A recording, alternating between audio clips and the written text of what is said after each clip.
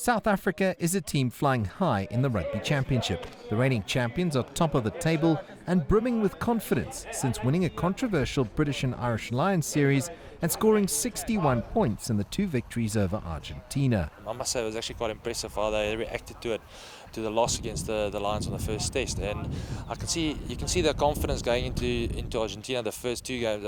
It's unbelievable what 1 or 2 games can do, and obviously just getting back the rhythm and playing together again, because a lot of boys played abroad, some here. So I think you're 100% correct in saying there's a lot of confidence going into the championship.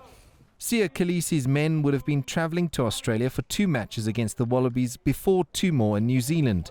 But now, due to travel restrictions, the competition is set to conclude in the Australian state of Queensland. I think the only negative thing I could say is probably the fact that the players will now probably have to get used to the noise again, because fans are allowed to get into the stadiums in Australia.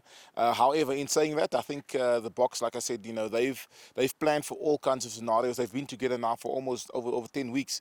So going over there for another 4 or 5 doesn't really make a difference.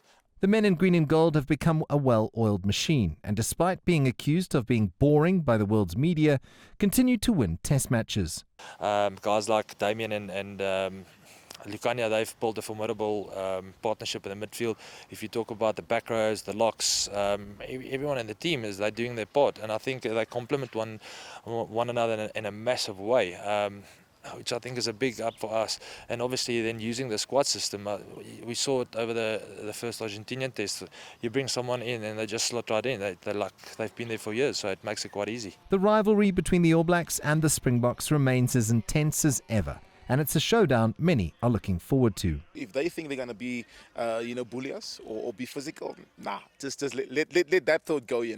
I think they need to, think outside the box in terms of how they want to attack against us or even play against us, because physicality is not going to work. That's part of our DNA, and that's something we pride ourselves on.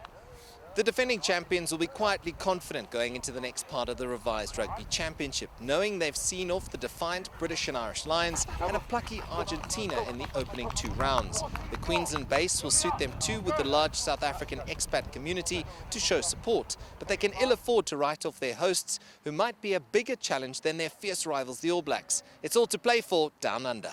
CS du Plessis, CGTN, Johannesburg, South Africa.